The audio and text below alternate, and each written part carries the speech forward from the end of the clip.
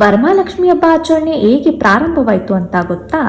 ಒಮ್ಮೆ ಮಗಧ ರಾಜ್ಯದ ಚಾರುಮತಿ ಎಂಬ ದೈವ ಭಕ್ತೆ ನಿಸ್ವಾರ್ಥದಿಂದ ತನ್ನ ಪತಿ ಹಾಗೂ ಮನೆಯವರ ಸೇವೆ ಮಾಡ್ತಾ ಇರ್ತಾಳೆ.